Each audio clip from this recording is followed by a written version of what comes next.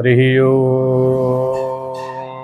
गणनाथ सरस्वती रविशुक्रबृहस्पति पञ्चेतान् संस्मरे नित्यं वेदवाणी प्रवर्तये। मङ्गलं कौसलेन्द्राय महनीयगुणाब्धये चक्रवर्ती तनूजाय सार्वभौमाय मङ्गलम्। हरिः ओम् तक्षं योरावृणीमहे गातुं जगनाय गातुं जगन्पतये दैवी स्वस्तिरस्तु नः। स्वस्तिर्मानुषेभ्यः ऊर्ध्वं जिगातु भेषजं शन्नो यस्तु द्विपदे सञ्चतुष्पदे। इयं प्रव्रजन्तु मनुपेतमपेतकृत्यं द्वैपायनो विरहकातरया जुहाव पुत्रेति तन्मयतया तर्वोऽभिनेदुस्तं सर्वभूतहृदयं मुनिमानतोऽस्मि। लम्बोदरमपरमसुन्दरमेकदन्तं रक्ताम्बरं त्रिनयनं परमं पवित्रम् उद्धद्दिवाकरकरोज्ज्वलिकायकान्तं विघ्नेश्वरं सकलविघ्नहरं नमामि। ध्येयं सदा परिभवघ्नमविष्टदोहं तीर्थास्पदं शिवविरञ्चनुतं शरण्यं भृत्यार्तिहं प्रणतपालभवाब्धिपोतं वन्दे महापुरुषते चरणारविन्दम्। जन्माद्यस्य यतोऽन्वयादितरतश्चार्थेष्वभिज्ञः स्वराट् तेने ब्रह्महृदाय आदिकवये मह्यं वियतसूरय तेजो वारिमृदां यथा विनिमयो यत्र त्रिसर्गो मृषा धाम्ना स्वेन सदा निरस्तकुहकं सत्यं परं धीमहि। निगमकल्पतरोर्गलितं फलं सुखमुखादमृतद्रवसंयुतं पिबत भागवतं रसमालयं मुहुर्मुहुः रसिका भुवि भावुकाः। यस्य स्मरणमात्रेण जन्मसंसारबन्धनात् विमुच्यते नमस्तस्मै विष्णवे प्रभविष्णवे। नारायणं नमस्कृत्य नरं चैव नरोत्तमं देवीं सरस्वतीं व्यासं ततो जयमुदीरयेत्। ॐ कृष्णाय वासुदेवाय हरये परमात्मने प्रणतः क्लेशनाशाय गोविन्दाय नमो नमः। वसुदेवसुतं देवं कंसचाणूरमर्दनं देवकी परमानन्दं कृष्णं वन्दे जगद्गुरुं। बंसी विभूषितकरा नवनीरदाभा पीताम्बरादरुणबिम्बफलाधरोष्ठात् पूर्णेन्दुसुन्दरमुखादरबिन्दुनेत्रात् कृष्णात् परं किमपि तत्त्वहं न जाने। राधा भक्तिः हरिर्ज्ञान ताभ्याया च समन्विता तां श्रीं भागवतीं गाथां वन्दे युगलरूपिणीम्। अज्ञानतिमिरान्धस्य ज्ञानाञ्जनशलाकया चक्षुर्मिलितं येन तस्मै श्रीगुरुवे नमः। श्रीलक्ष्मीनाथसमारम्भां नाथयामुनमध्यमाम् अस्मदाचार्यपर्यन्तां वन्दे गुरुपरम्पराम्। व्यासं वसिष्ठनप्तारं शक्तेः पौत्रमकल्मषं पराशरात्मजं वन्दे सुगतातं तपोनिधिं व्यासाय विष्णुरूपाय व्यासरूपाय विष्णवे नमो वै ब्रह्मनिधये वासिष्ठाय नमो नमः। अचतुर्वदनो ब्रह्मा द्विबाहुरपरो हरिः अभाललोचनः शम्भो भगवान् बादरायणः यो नित्यमच्युतपदाम्बुजयुग्मरुक्म व्यामोहतस्थितितराणि त्रिडाय मेने अस्मद्गुरोर्भगवतोऽस्य दयैकसिन्धो रामानुजस्य चरणौ शरणं प्रपद्ये। देवदनुजनरनागखग प्रेतपितर्गन्धर्व वन्दौ किन्नररजनिचर कृपाकरौ अविशर्व। बोले श्री सीतारामचंद्र भगवान की जय। गौरी शंकर भगवान की जय। लक्ष्मी नारायण भगवान की जय। वेदव्यासी भगवान की जय। सुखदेव भगवान की जय। व्यास जी भगवान की जय। सब संतन की जय। सब भक्तन की जय। जय जय श्री राधे। जय जय श्री राधे। जय जय श्री राधे श्याम।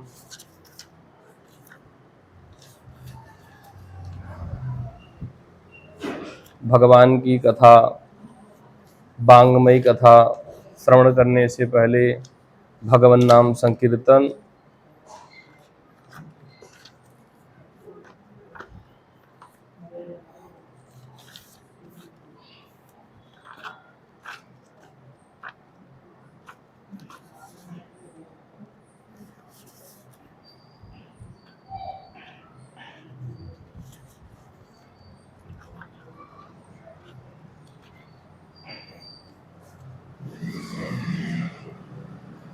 जय राधा माधव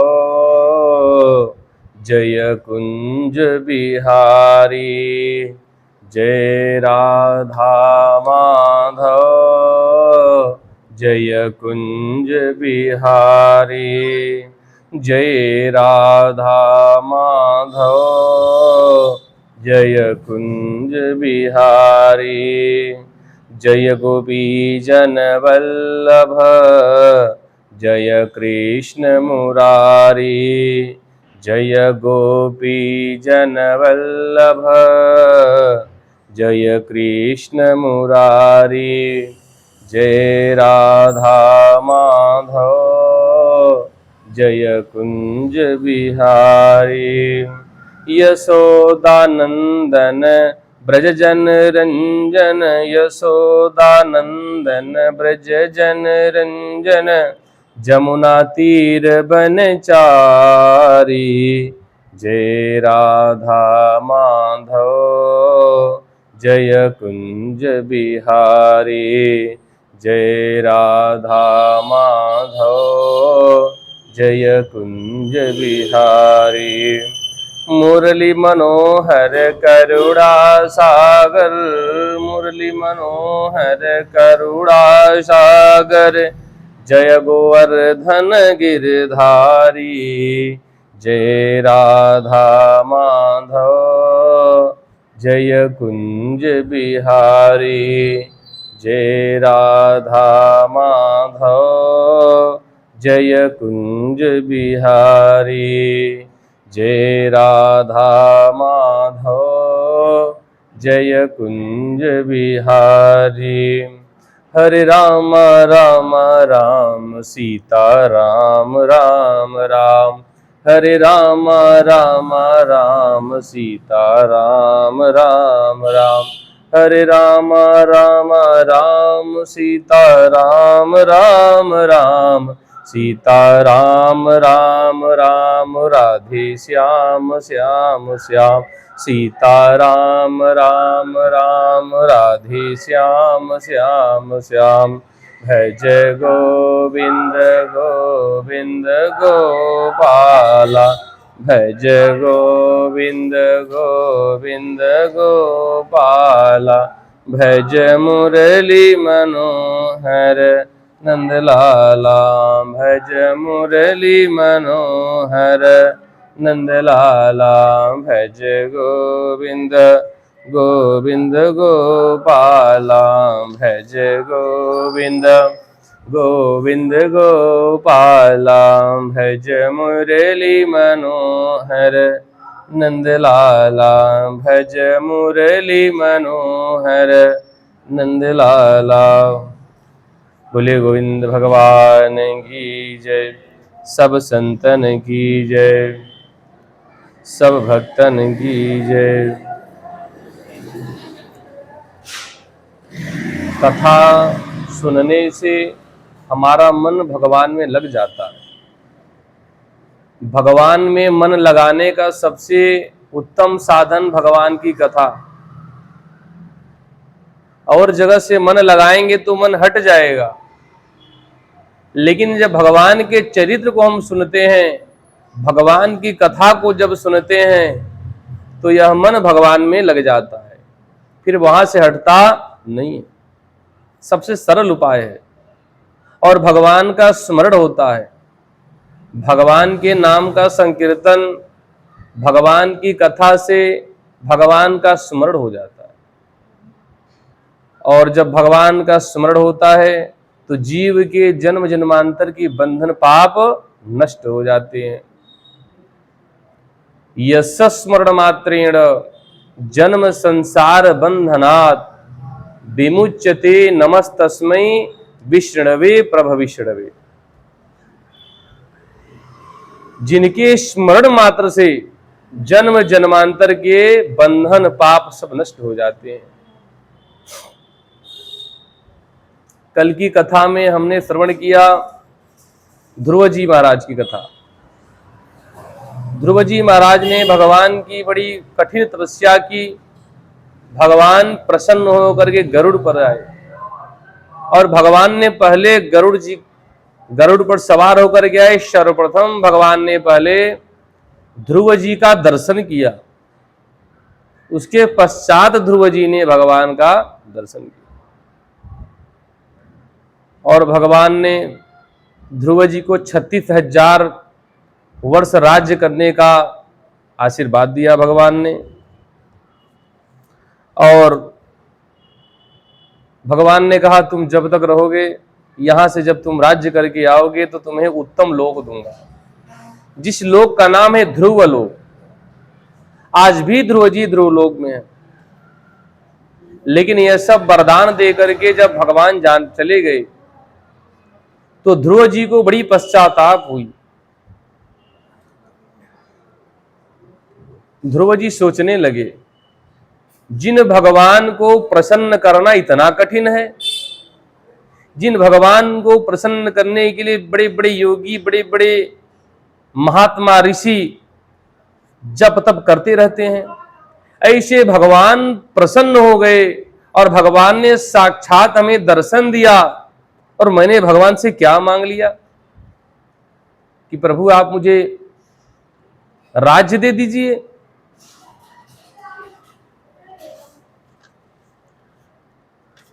मैं कितना भागा हूं। ध्रुव जी कह रहे हैं मैं कितना भागा हूं। भगवान का दर्शन हुआ, मैंने उनसे राज्य मांगा, संसार मांगा। ये संसार एक दिन छूट जाएगा। मुझे भगवान से कहना चाहिए था कि प्रभु आपका दर्शन हो गया, आप मुझे इन जन्म संसार से, इन संसार के बंधन से हमें मुक्त कर दीजिए, सदा के लिए आप हमें अपने साथ ले लीजिए। मैं अभागा भगवान से राज्य मांग लिया। ध्रुव जी पछताने लगे। और ध्रुव जी ने क्या कहा, अहो बत ममानात्मयम् मंदभाग्यस्य पश्यत भवच्छिदः पादमूलम् गत्वा याचे यदन्तव्रत। इस संसार के प्राणियों, मुझे अभागा को देखो, मैं कितना अभागा हूं। भगवान ने सब कुछ दे दिया, जीवन भर राज्य करो, अंत समय में उत्तम लोक की प्राप्ति होगी। इतना सब कुछ मिल जाने के बाद ध्रुव जी कह रहे हैं मैं कितना अभागा हूं। भगवान का दर्शन मिला और मैंने संसार मांग लिया। ये संसार एक दिन छूट जाएगा, ये परिवार छूट जाएंगे, ये बेटा बेटी छूट जाएगा, ये धन संपत्ति छूट जाएगा, सब कुछ छूट जाएगा, यह शरीर भी एक दिन छूट जाएगा। भगवान से जो अनन्य प्रेम होता है, जो भगवान के चरणों में भक्ति होती है, वह संसार से छूटने वाली नहीं है। वह तो जन्म जन्मांतर तक, अनंत समय तक भगवान से हृदय से जुड़ा रहता है। इसीलिए भगवान की भक्ति करो तो भगवान से कुछ मत मांगो। बुद्धिमान पुरुष कभी कुछ नहीं मांगते, वो तो यही मांगते हैं प्रभु आप प्रसन्न होइए, आप इस जीवन मरण से मुझे मुक्त कर दीजिए, और यदि आप देना चाहते हैं तो अपने चरणों की भक्ति ही मुझे दीजिए, संसार में मुझे कुछ नहीं चाहिए।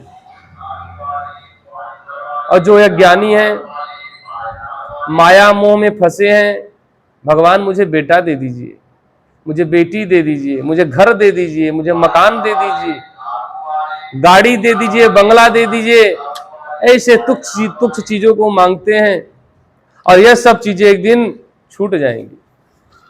ऐसा मांगो जो कभी छूटे नहीं। आज नहीं तो कल पश्चाताप होगा। संसार के प्राणियों को आज नहीं तो कल पश्चाताप होगा। अंत समय जब आएगा, सारा संसार छूटने लगेगा, तब स्मरण आएगा बड़ी गलती हुई, ये मैंने भगवान से भोग विलास की वस्तुएं मांगी, ये तो बड़ी भूल हो गई। इसीलिए भगवान की पूजा करो, भगवान की भक्ति करो, उनसे कुछ मांगना है तो यही मांगो आपके चरणों में सदा मेरा प्रेम बना रहे। और भगवान को कुछ जनाने की आवश्यकता नहीं है, भगवान अंतर्यामी है। भगवान के चरणों की भक्ति ही मांगनी चाहिए। अब नाथ कर करुणा बिलोकहूं, देहु जो बर मांगऊं, जहि जो नि जन्मो कर्म बस्तः राम पदे अनुराग हूं। प्रभु आपके चरणों की भक्ति मुझे प्राप्त हो, कहीं भी मेरा जन्म हो, हे प्रभु आपके चरणों की भक्ति मुझे मिलती रहे और मुझे कुछ नहीं चाहिए, जहां भी मेरा जन्म हो। और भगवान से कुछ जनाने की आवश्यकता नहीं है। प्रभु जानत सब बिन ही जनाए, और कहूं कवन सिद्धि लोक रिझाए। भगवान बिना जनाए ही सब कुछ जानते हैं। 36,000 वर्ष राज्य करने के बाद ध्रुव जी ने अपना राज्य अपने पुत्र को दे करके उत्तराखंड में आकर के तप करने लगे और भगवान की आराधना करने लगे। जब उनका अंतिम समय आया, ध्रुव जी का दिव्य विमान आया, भगवान के पार्षद आए, सुनंद और नंद, ये पार्षद विमान में बैठे थे। विमान आया और विमान से नीचे उतर करके पार्षदों ने कहा, राजन ये विमान आपके लिए आया है। जिन भगवान की भक्ति आपने की, 5 वर्ष की अवस्था में जिन भगवान की आपने भक्ति किया था, ये उन्हीं का विमान आया है। हम उन्हीं के सेवक हैं, उन्हीं की आज्ञा से हम आपको लेने आए हैं। आप इस विमान में बैठिए और भगवत धाम चलिए। ध्रुव जी महाराज उस विमान में बैठने चले तो एक देवता प्रकट हो गए। ध्रुव जी ने पूछा, आप कौन हैं? उस देवता ने कहा, मैं मृत्यु हूं। मृत्यु देवता उपस्थित हो गए सामने। मृत्यु देवता ने कहा, राजन आप भगवान के परम भक्त हैं, आपको स्पर्श करने का अधिकार मुझे नहीं है, और मेरे अंदर इतनी साहस भी नहीं है कि मैं आपको स्पर्श करूं। परंतु ये मृत्यु लोक है, इस मृत्यु लोक की एक मर्यादा है, और ये मर्यादा भगवान ने ही बनाई है। बिना मरे कोई इस दुनिया से नहीं जा सकता, और मेरे अंदर इतनी सामर्थ्यता नहीं है कि आप जैसे परम भक्त भगवान के आपको मैं स्पर्श कर सकूं। इसलिए आप ही भगवान की मर्यादा का पालन करें। आप ही यदि मुझे स्पर्श कर लेंगे तो कम से कम भगवान की मर्यादा बची रहेगी। आप जैसे भक्त को स्पर्श करने का मेरे अंदर दुस्साहस नहीं है। और इस प्रकार कहते हुए जो मृत्यु देवता थे उस विमान के नीचे ही बैठ गए। ध्रुव जी विमान में बैठने के लिए कदम बढ़ाया और ध्रुव जी ने उसी मृत्यु के सर पर पैर रख करके उस विमान के अंदर बैठ गए। किस प्रकार बैठ गए? जिस प्रकार किसी विमान में बैठने के लिए कोई ऊंची वस्तु का उपयोग करते हैं कि इस पे पैर रख करके हम उस विमान में बैठ जाएंगे, कोई ऊंची सीढ़ी छोटी हो या किसी प्रकार का कुछ रख करके उस पे चढ़ जाते हैं, उसी प्रकार से वो विमान के नीचे ही बैठ गए मृत्यु देवता। और ध्रुव जी महाराज उस मृत्यु के सर पर पैर रख करके स्पर्श करके विमान में बैठ गए। मैत्रेय जी कहते हैं विदुर जी से, मृत्योर्मूर्धिन पदम दत्वा आरुरोहाद्भुतं गृहं तदा दुंदुभयो ने दुर्मृदंग पड़वादयः। जैसे ही ध्रुव जी ने विमान में बैठे मृत्यु के सर पर पैर रख करके आकाश में पुष्पों की वर्षा होने लगी, दुंदुभियां बजने लगी और देवताओं ने पुष्पों की वर्षा की, जय जयकार होने लगा। अब विमान में बैठ कर ध्रुव जी जाने लगे। अचानक ध्रुव जी को अपनी मां की याद आई। वो मेरी मां सुनीति, मेरी मां याद आई अपनी मां की, कि जिस मां के कहने पर मैंने भगवान को प्राप्त कर लिया, भगवान का दर्शन हुआ, मुझे इतना सुख को मैंने भोगा। जिस मां ने मुझे भगवान की भक्ति का आदेश किया, वो मेरी मां कहां होगी, किस लोक में होगी, कैसे होगी?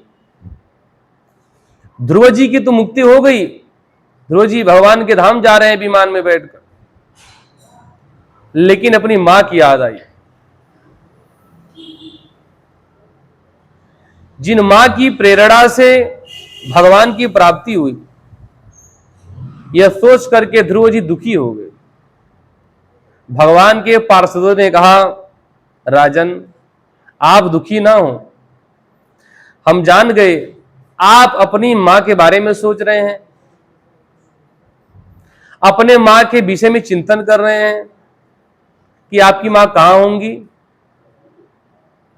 राजन आप इधर देखो, ये जो सामने विमान जा रहा है ना, उस विमान में आपकी मां बैठी है, आपसे पहले वो भगवान के धाम जा रही हैं। आप जैसे पुत्र जिस मां को जन्म दिया, आप जैसे पुत्र भगवान के जो भक्त हैं, ऐसे भक्त आप हैं। जिन मां ने अपनी कोख से जन्म दिया वो तो धन्य है। गोस्वामी तुलसीदास जी कहते हैं, पुत्रवती जुवती जग सोई, रघुपति भगतु जास सुत होई। वह नारी ही पुत्रवती है जिसका पुत्र भगवान का भक्त हो, और नहीं तो स्त्रियां जन्म देती हैं बच्चों को, जिस प्रकार पशु पक्षी जन्म देते हैं उसी प्रकार वह स्त्री भी जन्म देती है, लेकिन वह मां धन्य है जिसका पुत्र भगवान का भक्त हो। जो भगवान के भक्त हैं ऐसे भक्त अगर अपने मां का स्मरण कर लें तो वह मां किसी भी लोक में हो, किसी भी लोक में हो, स्मरण करते ही उसे मुक्ति मिल जाती है, भगवत धाम की प्राप्ति हो जाती है। वेद भगवान कहते हैं उपनिषद में, स यदि पितृलोक कामो भवति संकल्पा देवास्य पितरस समुपतिष्ठन्ति। स्मरण कर ले भगवान का जो भक्त है, अपने मां का स्मरण कर ले, उस भगवान की भक्ति में इतनी शक्ति है कि स्मरण करने से उसकी मां चाहे कहीं भी हो, किसी नरक योनि में भी हो, तो वहां से उसे मुक्ति मिल जाती है। भगवान के भक्ति की महिमा। यदि पिता का स्मरण कर ले तो वेद भगवान उपनिषद में कह रहे हैं, स यदि मात्र लोक कामो भवति संकल्पा देवास्य मातरस्य समुपतिष्ठन्ति। पिता माता दोनों किसी का भी स्मरण कर ले, चाहे वो नरक में हो, उन्हें मुक्ति प्राप्त हो जाती है। इस प्रकार ध्रुव जी की मां को भगवान की प्राप्ति हो गई और ध्रुव जी भी भगवान के परम धाम को प्राप्त हुए, उन्हें ध्रुव लोक की प्राप्ति हो गई, परम गति की प्राप्ति हुई। ऐसे भगवान के भक्त हमारे ध्रुव जी। आगे की कथा में राजा बेन की कथा है। इन्हीं ध्रुव जी के वंश में आगे चल करके एक राजा हुए जिनका नाम अंग था। राजा अंग बड़े धर्मात्मा थे, बड़े वेदज्ञ थे, लेकिन उनका जो पुत्र था वो बड़ा नास्तिक था। उनके पुत्र का नाम राजा बेन था। उसके नास्तिकता से, दुराचारिता से दुखी होकर के राजा अंग ने अपने राज्य का त्याग कर दिया। आए दिन राजा बेन की दुराचारिता से दुखी होकर के महाराज अंग ने विचार किया कि अब यह राज्य मुझे छोड़ देना चाहिए।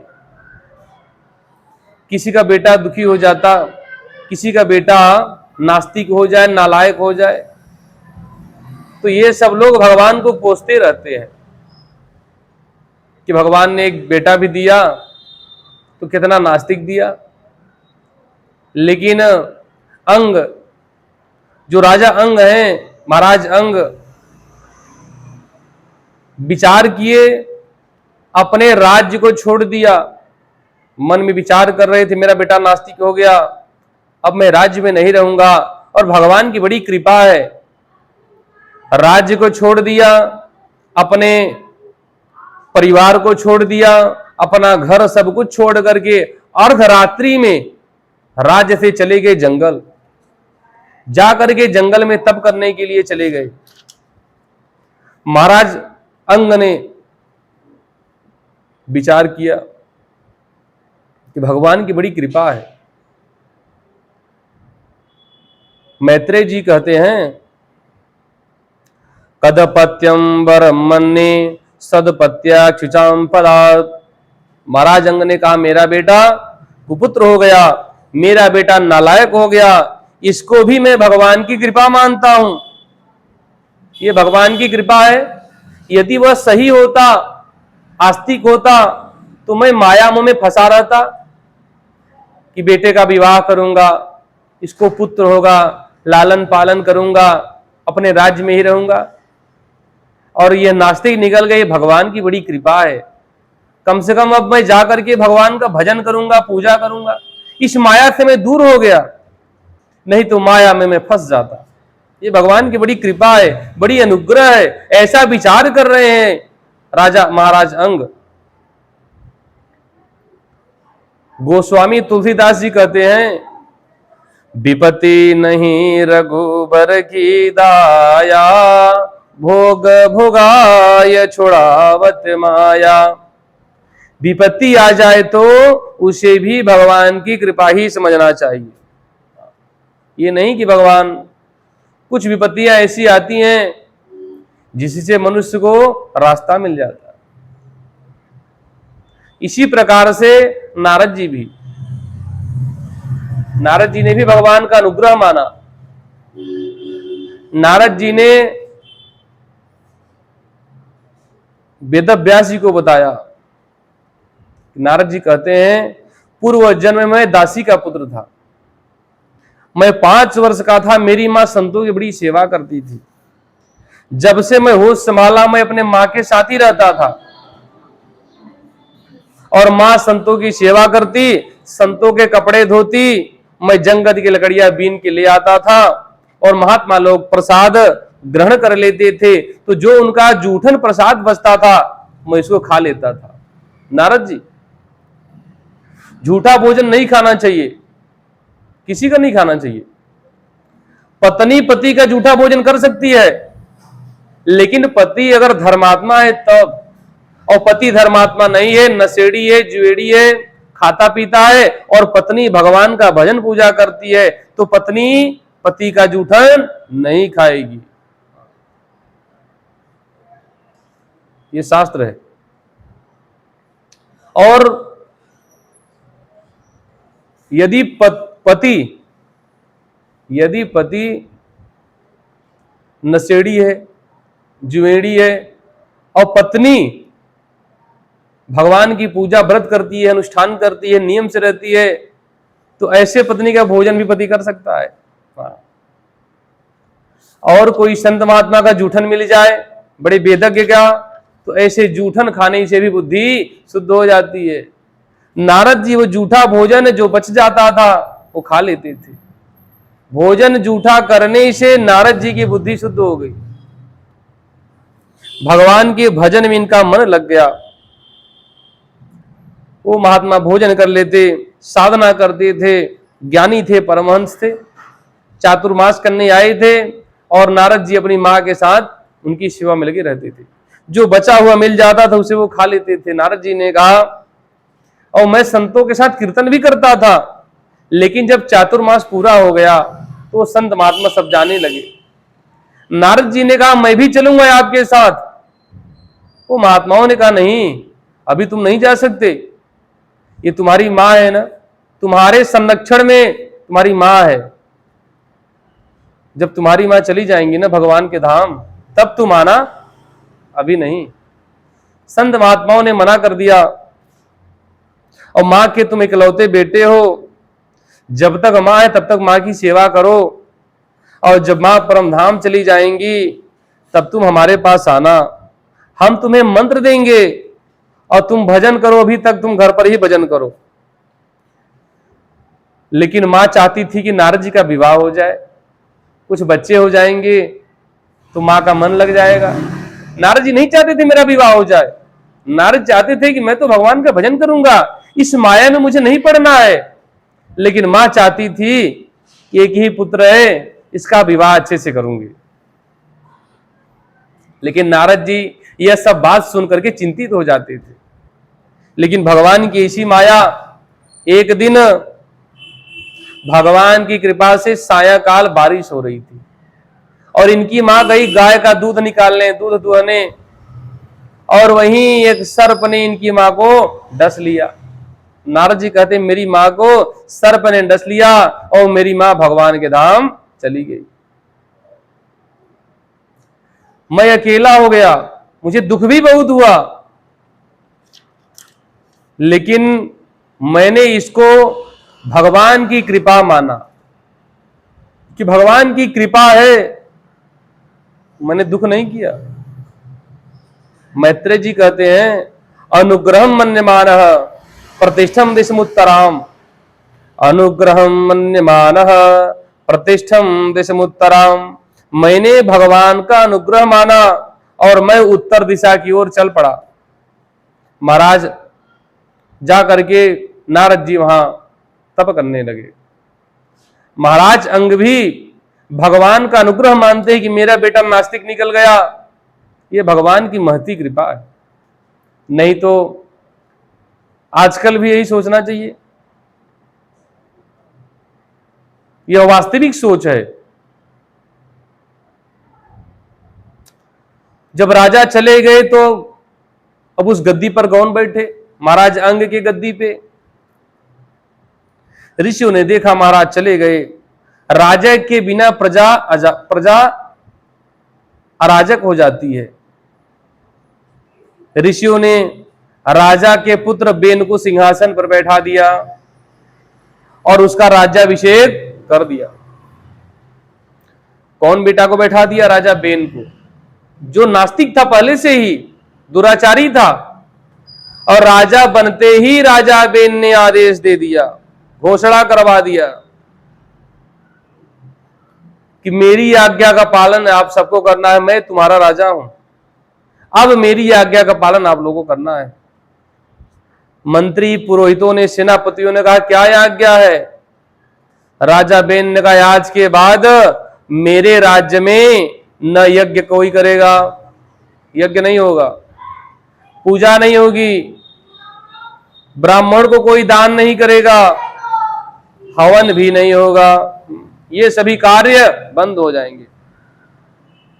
राजा बेन ने कहा न यष्टव्यम न दातव्यम न होतव्यम द्विजाः क्वचित इति न्यवहारयत धर्मम भीरी घोषेण सर्वशः। घोषणा करवा दिया, दुंदुभी बजवा दिया, नगाड़ा बजवा दिया राज्य में कि न यज्ञ होगा, न पूजा होगा, न हवन होगा, न कोई ब्राह्मण को दान देगा।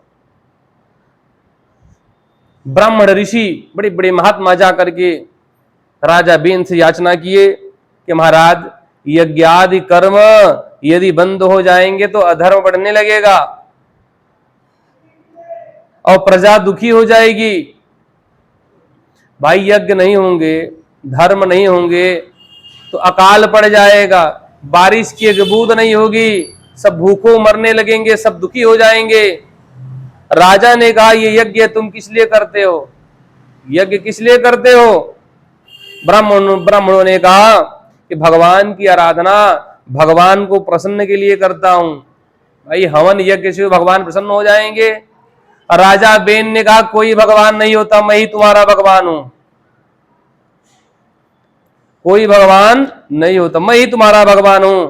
राजा बेन ने कहा बालिशावत यूयम वा अधर्मे धर्ममानिनः, तुम्हारी बुद्धि बालकों जैसी है, तुमने अधर्म को ही धर्म मान लिया।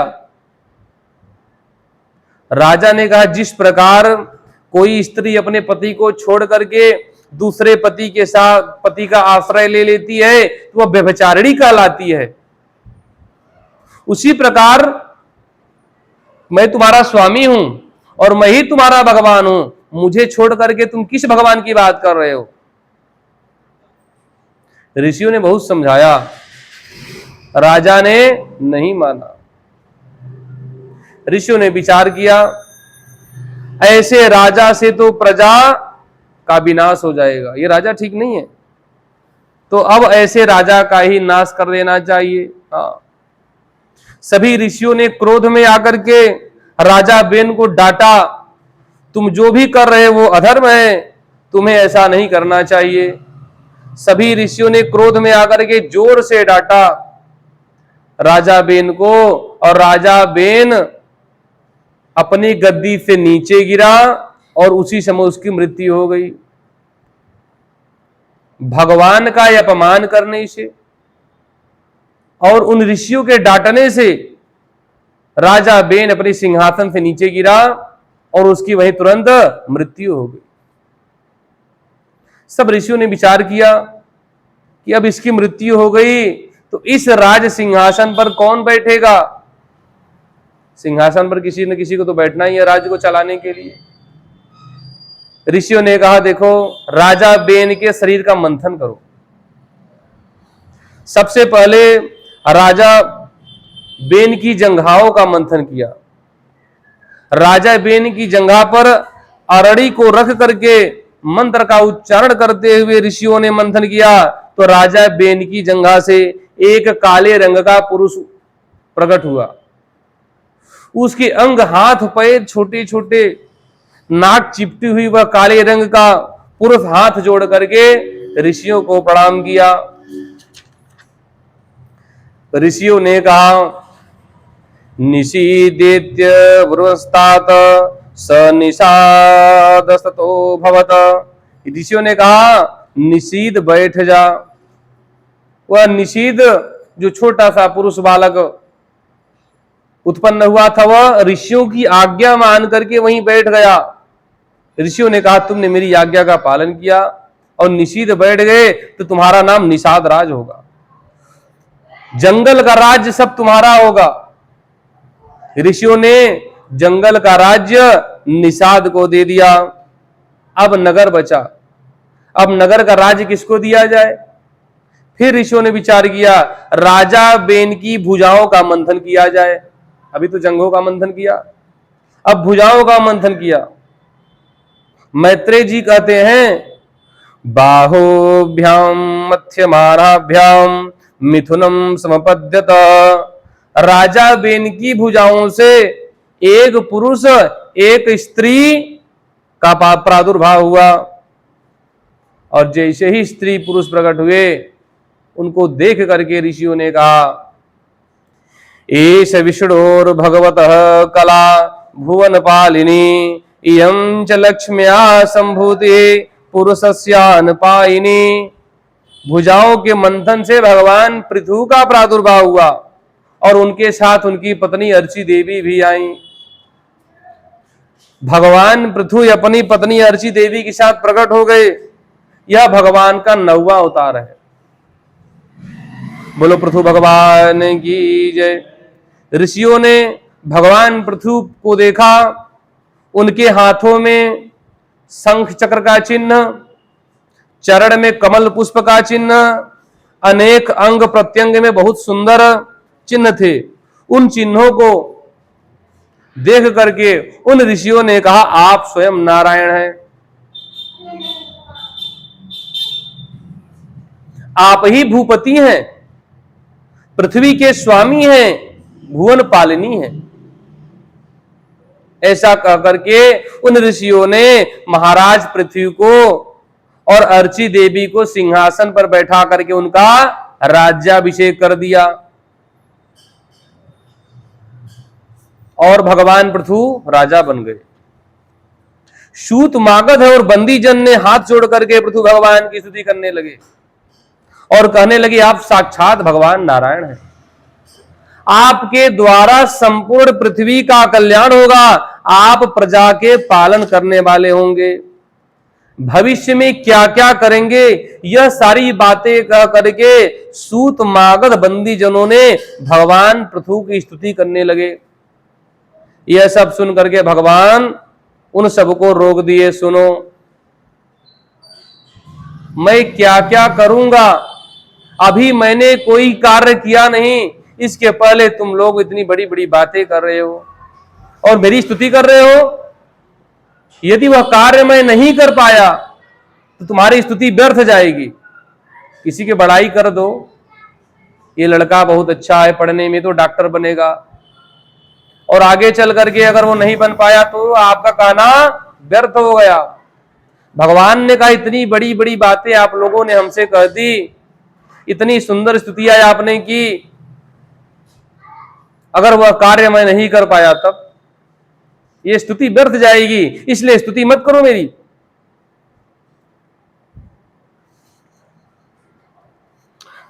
भगवान पृथु जब राजा बने तब भगवान पृथु ने संपूर्ण पृथ्वी को समतल किया और समतल किया, धरती कृषि की योग्य बन गई, इसीलिए इसका नाम पृथ्वी पड़ गया। ये भूदेवी का नाम ये भूमि है, इसको पृथु भगवान ने समतल किया, इसीलिए इसका नाम पृथ्वी हो गया। सब कुछ होने के बाद प्रजा के पास खाने के लिए कुछ नहीं था। पृथ्वी ने संपूर्ण बीज को अपने अंदर छिपा लिया था। जब राजा पापी हो जाता है, दुराचारी हो जाता है, तब प्रजा पे अकाल पड़ जाता है। वो पृथ्वी क्या करती है? वो पृथ्वी अपने सारे वैभव को अपने अंदर समेट लेती है। सारी वस्तुएं पृथ्वी से ही प्राप्त होती हैं। जल भी पृथ्वी से मिलता है। जितना आप खेती करते हो, सारा अन्न बीज खाने पीने की वस्तु सब पृथ्वी से ही प्राप्त होता है। इस पृथ्वी पे राज्य करने वाला जो राजा है, यदि वह राजा दुराचारी हो गया तो पृथ्वी धीरे धीरे अपने सारे वैभव को अपने अंदर समेट लेती है। सोना चांदी हीरा मोती जवाहरात अन्न भोजन सारी वस्तुएं तो पृथ्वी से ही पैदा होती हैं। आकाश से कुछ मिलता नहीं, सब पृथ्वी से ही मिलता है। इस प्रकार से प्रजा भूखों मरने लगी। भगवान ने देखा मेरे पुत्र, ये मेरे राज्य के लोग सब भूखों मर रहे हैं। भगवान को क्रोध आ गया। पृथ्वी के ऊपर भगवान को बहुत क्रोध आया और भगवान ने क्या कहा? भगवान ने अपना धनुष बाण उठाया और कहा मैं इस पृथ्वी को दंड दूंगा। भगवान पृथु ने कहा वसुधे त्वां वधिष्यामि मक्षासन परांगमुखिम। हे वसुधे, हे पृथ्वी, आज मैं तेरा वध कर दूंगा। यज्ञ में देवता रूप में आकर के तुम अपना आहुति ले लेती हो और उसके बदले में तुम कुछ देती नहीं हो, अन्न नहीं देती। जैसे ही पृथु भगवान ने बाण निकाला, वह जो भूमि देवी है, पृथ्वी देवी, एक गाय का रूप लेकर के प्रकट हो गई। पृथ्वी ने कहा प्रभु मैं जानती हूं कि आप भगवान हैं, आप ही परमात्मा हैं, आप सब कुछ कर सकते हैं, लेकिन आप हमें मार देंगे तो आपकी प्रजा कहां रहेगी, पहले यह बताइए। भगवान ने कहा भगवान ने कहा आत्मयोग बलेने मां धारयिष्याम्य हम प्रजा। मैं अपने आत्मयोग के द्वारा अपनी प्रजा को धारण कर लूंगा, लेकिन मैं तुम्हें दंड दूंगा क्योंकि तुमने मेरी प्रजा को दुख दिया है। पृथ्वी ने भगवान की स्तुति की। पृथ्वी ने कहा प्रभु, जब सृष्टि के प्रारंभ में मैं जल में डूबी थी, तब आप हिरण्याक्ष दैत्य मुझे उठा ले गया था। आपने मेरे प्राणों की रक्षा किया, बराह रूप में आपने मेरी रक्षा की, और आज आप स्वयं मुझे मारना चाहते हैं। भगवान ने कहा मेरे पुत्र, मेरे प्रजा के लोग दुखी हैं, मैं ये दुख नहीं देख सकता। भूदेवी ने कहा यदि ऐसी बात है तो आप अपनी प्रजा को आज्ञा कर दें कि वो जिस वस्तु को चाहिए, जो वस्तु चाहते हैं वो सब मैं प्रदान करूंगी, और मैं गाय बन करके प्रकट हो जा रही हूं, प्रकट हुई हूं, मेरा दोहन कर ले। पृथ्वी मैया ने कहा कि मैं गाय बन करके प्रकट हो गई हूं, मेरा दोहन कर ले, जिसको जो वस्तु चाहिए। भगवान पृथु ने सबको आदेश दे दिया, देवताओं को, ऋषियों को, मुनियों को, यज्ञों को, यक्ष को, किन्नरों को, राक्षसों को, मनुष्यों को, सब लोग अपने मन के अनुकूल पदार्थ प्राप्त कर लो। सब लोगों ने गाय के रूप में आई हुई भूदेवी का दोहन किया है और भूदेवी के पयोधर से समस्त वस्तुओं को प्राप्त किया। अन्न के बीज, रस, औषधियों को प्राप्त किया। भूदेवी ने कहा राजन, आपको मुझे समतल करना पड़ेगा, जिससे वर्षा का जल, वर्षा ऋतु बीत जाने पर भी मेरे ऊपर इंद्र का बरसाया हुआ जल सर्वत्र बना रहे, इसलिए आपको मुझे समतल करना पड़ेगा। भीतर की आर्द्रता सूखने न पाए और सब कुछ सदा के लिए मैं प्रदान करती रहूं। और भूदेवी अंतर ध्यान हो गई, संपूर्ण प्रजा सुखी हो गई। पृथु भगवान के चरित्र का वर्णन सुखदेव जी ने राजा परीक्षित को सुनाया। आगे चल करके पृथु भगवान अनेक अश्वमेध यज्ञ किए हैं। इनके अश्वमेध यज्ञ को इंद्र ने चुरा लिया। भगवान पृथु को बड़ा क्रोध आया कि मैं इंद्र को मार दूंगा। भगवान पृथु ने जब इंद्र को मारना चाहा तो ब्रह्मा जी आ गए। ब्रह्मा जी ने कहा कि आप स्वयं भगवान हैं, आप इंद्र को क्यों मारने जा रहे हैं? आपके यज्ञ के घोड़े को यदि इंद्र ने चुरा लिया तो क्या हो गया? अरे जो 100 अश्वमेध यज्ञ कर लेता है वह स्वर्ग का राजा बनता है। आप तो स्वयं नारायण हैं, करोड़ों ब्रह्मांड को सूचित करने वाले आप हैं, अखिल कोटि ब्रह्मांड नायक स्वयं परमेश्वर है, आप तो लीला करने आए हैं। तो भगवान ने कहा आप ठीक कर रहे हैं। ब्रह्मा जी ने कहा अब आपको यज्ञ करने की आवश्यकता नहीं है, आपने जितना यज्ञ किया अब छोड़ दो। ब्रह्मा जी के कहने पर भगवान ने अश्वमेध यज्ञ पूर्ण कर दिया। उसके बाद फिर कोई अश्वमेध यज्ञ भगवान ने नहीं किया। उन्हीं के वंश में आगे चल करके एक राजा हुए जिनका नाम प्राचीन बरही। प्राचीन बरही बहुत बड़े धर्मात्मा थे, बड़े विद्वान थे, वेदज्ञ थे। प्राचीन बरही की यज्ञ में बड़ी निष्ठा थी और प्राचीन बरही जो राजा थे वो यज्ञ बहुत करते थे। इतना यज्ञ किया कि संपूर्ण पृथ्वी यज्ञ से आच्छादित हो गई। प्राचीन बरही बड़े बड़े यज्ञ करते थे। महाराज प्राचीन बरही ने अनेक पशुओं को वध किया। अश्वमेध यज्ञ, वाजपेयी यज्ञ और सोम यज्ञ, इन यज्ञों में पशुओं की आहुति दी जाती है, उनके अंगों से आहुति दी जाती है। यह सब देख करके एक दिन देवर्षि नारद जी आ गए वहां पे और प्राचीन बरही से कहा राजन, अभी तक तुमने बहुत यज्ञ किया, अब तुम अपने यज्ञ को बंद कर दो। प्राचीन बरही ने कहा महाराज मैंने वेदों की आज्ञा मान करके यज्ञ किया, इन यज्ञों में मेरी बड़ी निष्ठा है, इसे मैं कैसे बंद कर दूं? तो नारद जी ने कहा यज्ञ करने से अंतःकरण शुद्ध होता है और अंतःकरण शुद्ध हो गया तो भगवान, अब तो तुम्हारा अंतःकरण शुद्ध हो गया, अब तुम यज्ञ मत करो, अब तुम भगवान का भजन करो। अब आपको भगवान का भजन करना चाहिए, अपने आत्म का कल्याण करना चाहिए। प्राचीन बरही राजा ने जो यज्ञ किया था, यज्ञ की निष्ठा उसके अंदर थी। प्राचीन बरही ने कहा राजन, मैंने इतनी निष्ठा से यज्ञ किया, कैसे इसको बंद कर दूं? नारद जी जान गए ये ऐसे मानने वाले नहीं, ये तो यज्ञ करेंगे ही करेंगे। तो नारद जी ने कहा जिन पशुओं का वध किया है आपने, जिन जिन पशुओं को आपने यज्ञ में आहुति दिया, वो पशु क्रोधित हैं, तुम्हारी प्रतीक्षा कर रहे हैं। वो तुमने उन्हें निर्दयता पूर्वक, हिंसा पूर्वक तुमने मारा, वो तुमसे बदला लेने के लिए तैयार खड़े हैं और तुम्हें मरने के बाद जब तुम यहां से जाओगे तो सब पशु तुमसे बदला लेंगे। प्राचीन बरही राजा ने कहा महाराज मैंने तो वेदों की आज्ञा मान करके ये सब धर्म कार्य किया। नारद जी ने कहा देखो आकाश की ओर।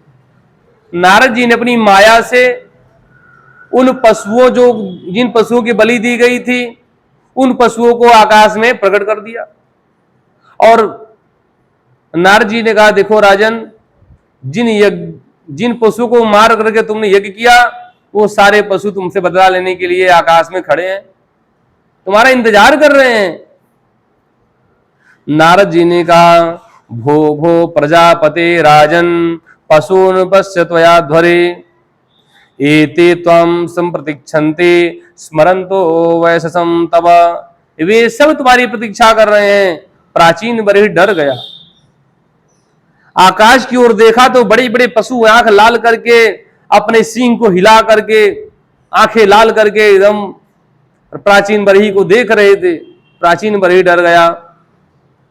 नारद जी से कहा कि महाराज अब आप बताएं मुझे क्या करना चाहिए, मैं क्या करूं? नारद जी ने कहा अब यज्ञ बंद कर दो, अब तुम भगवान का भजन करो। नारद जी ने प्राचीन बरही को मंत्र दीक्षा दिया, मंत्रोपदेश दे करके भगवान की भक्ति में लगा दिया। अब रही बात पशुओं की, वो पशु आकाश में खड़े होकर के प्रतीक्षा कर रहे थे। ऐसा जो वर्णन भागवत में आया है केवल नारद जी के चमत्कार का परिणाम नारद जी ने अपनी माया से दिखाया। जिन सोम यज्ञ में, अश्वमेध यज्ञ में, वाजपेयी यज्ञ में जिन पशुओं की बलि दी जाती है वो पशु अगले जन्म में देवता बन जाते हैं। इस पृथ्वी पर यदि आते हैं तो वो वेद पाठी ब्राह्मण बन जाते हैं, वेदज्ञ बन जाते हैं, अच्छे कुल में उनका जन्म हो जाता है। ये वेदों में वर्णित है। यज्ञ में मरे हुए पशु को उत्तम गति की प्राप्ति होती है। लेकिन यहां पर प्राचीन बरही राजा को भगवान की भक्ति में लगाने के लिए देवर्षि नारद ने अपने तपोबल से ऐसी घटना दिखा करके प्राचीन बरही को भगवान की तरफ मोड़ा है। प्राचीन बरही राजा को पुरंजनोपाख्यान सुना करके संसार के मिथ्या मायामय ऐसा नारद जी ने पुरंजनोपाख्यान सुनाया।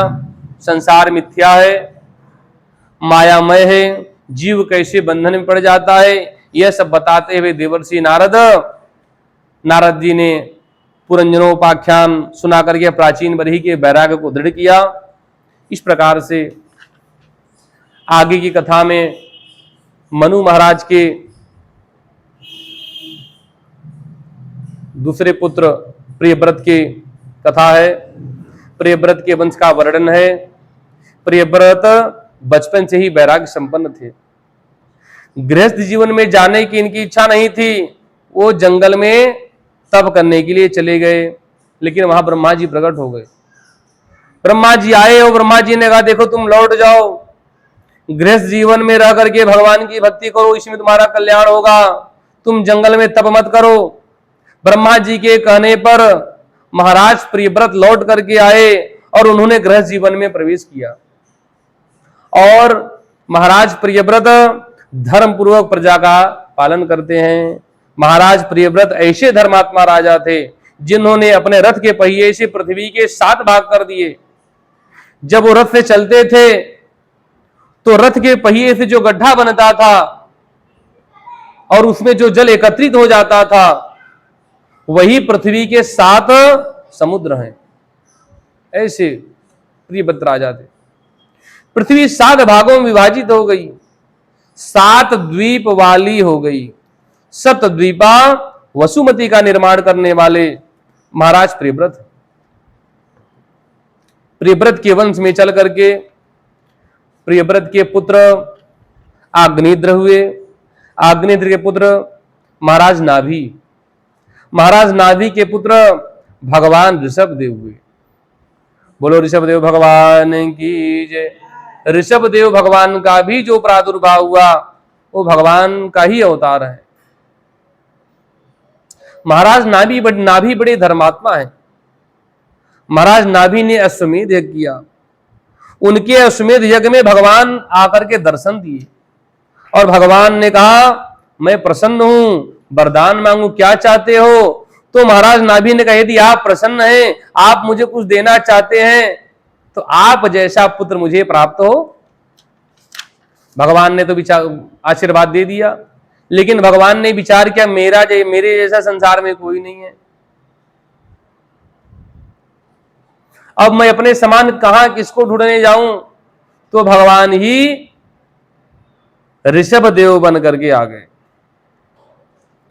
समय आने पर नारायण ही नाभि के पुत्र बन करके आए। ऋषभदेव भगवान, इनका नाम ऋषभदेव हुआ। भगवान ऋषभदेव धर्म पूर्वक प्रजा का पालन करते हैं। भगवान ऋषभदेव के 100 पुत्र हुए। 81 पुत्र कर्मकांड के विद्वान ब्राह्मण हुए और 9 पुत्र नव योगेश्वर हो गए। वो नव योगेश्वर की भी कथाएं हैं। नव योगेश्वर कौन कौन हुए? पहले कवि हैं, हरि हैं, अंतरिक्ष हैं, प्रबुद्ध, पिप्पलायन, आविर्होत्र, द्रुमिल, चमस, करभाजन, ये 9 नवगेश्वर हुए। इनमें जो सबसे बड़े थे वो भरत जी थे। 81 पूर्व पुत्र कर्मकांड के ब्राह्मण हुए। 9 पुत्र नव योगेश्वर हो गए। 10 पुत्रों में भरत जी सबसे बड़े।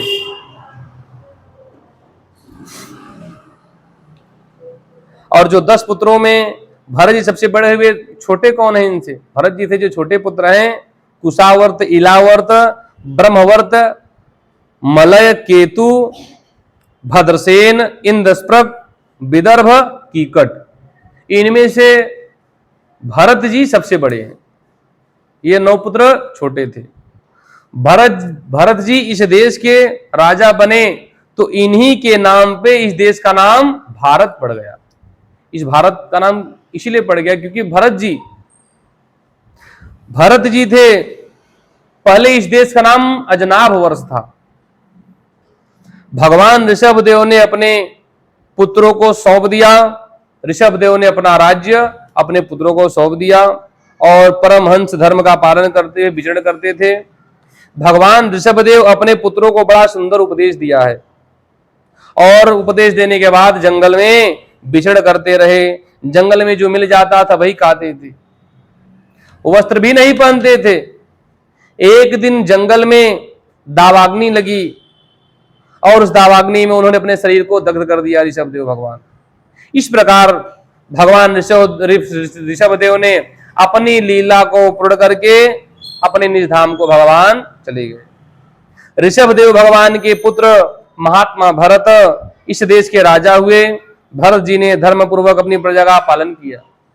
समय आने पे भरत जी अपना राज्य अपने पुत्र को दे दिया और भरत जी भी वन में चले गए। ये बड़ी अच्छी कथा है, ये भरत जी की कथा बड़ी दिव्य है। भरत जी ने अपना सारा राज्य अपने पुत्रों को सौंप दिया और जंगल में तप करने चले गए। नारायण मुक्ति क्षेत्र में गंडकी नदी के तट पर बढ़िया सुंदर कुटिया का निर्माण किया और भरत जी वहां तप करने लगे। सब कुछ छोड़ करके तप करने लगे। लेकिन जिस माया को छोड़ करके आए, परिवार, पुत्र, राज्य सब छोड़ करके भरत जी आए तप करने के लिए और एक दिन गंडकी नदी में जल लेने के लिए गए। संध्या बंदन करके लौट रहे थे, तब तक क्या देखा? उसी समय एक हिरनी पानी पीने के लिए आई। वह हिरनी गर्भवती थी। उसी समय जंगल में सिंह की गर्जना हुई। उस गर्जना को सुन करके वह हिरनी भयभीत हो गई, डर गई और छलांग लगा करके भागने की चेष्टा किया। डर के वजह से, भयभीत की वजह से उसका वही गर्भ गिर गया।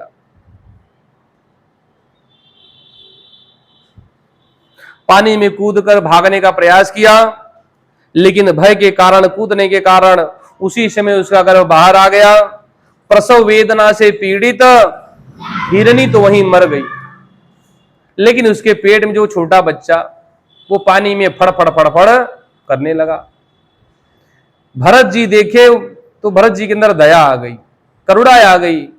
छोटे से बच्चे को देख करके भरत जी के अंदर दया आ गई और भरत जी ने उस हिरनी के बच्चे को गोद में उठा लिया।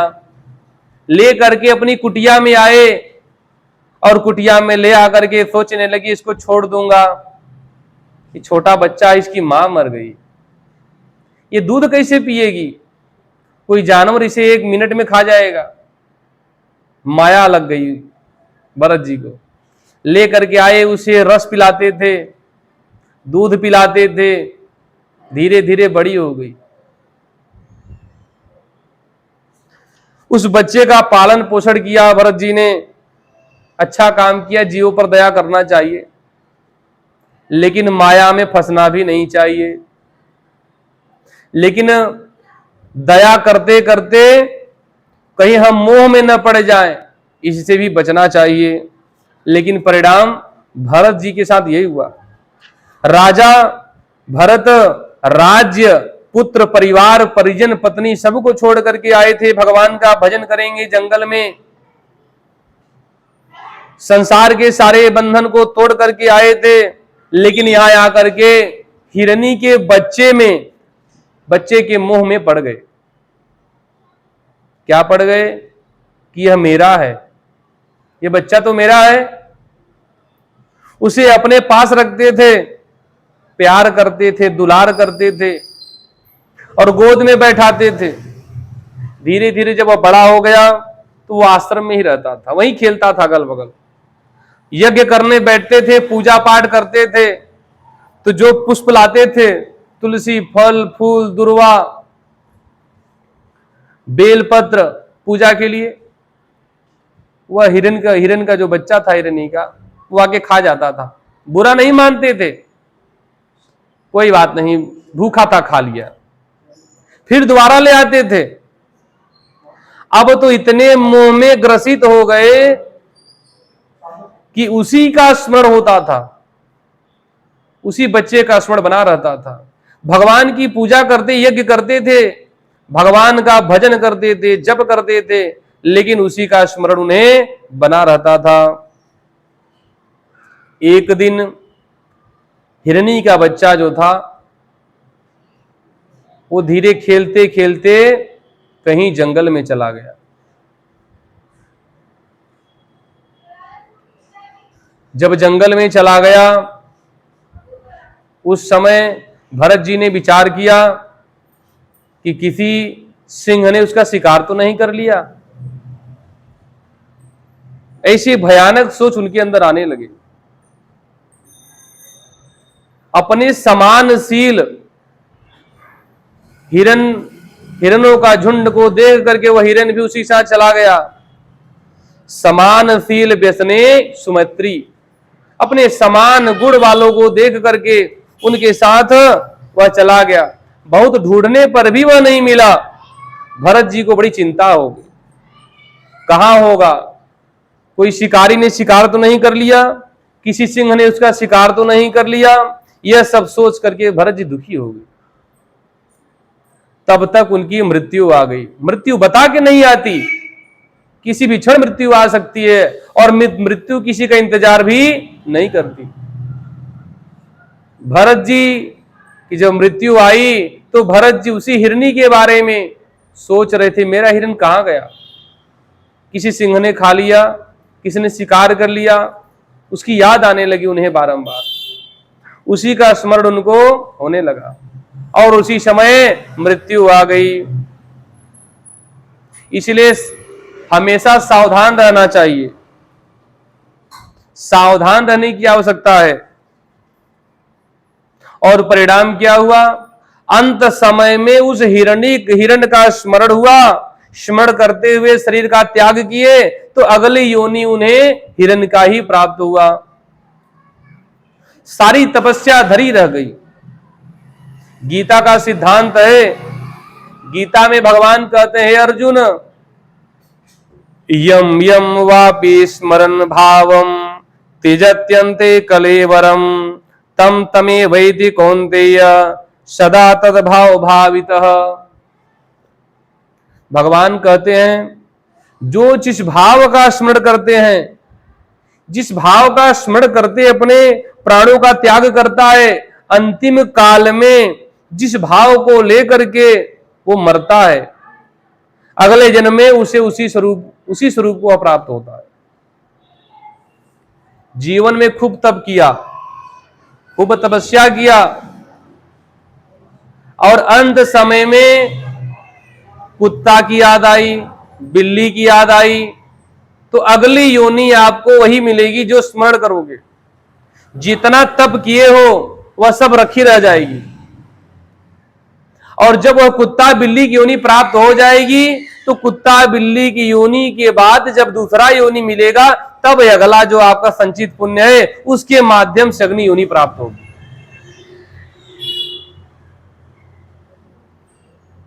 इसलिए कहते हैं, कुत्ता पालो, रोटी दे दो, सेवा कर दो, ऐसा प्रेम न रखो कि उसे आपके स्मरण में वह आ जाए।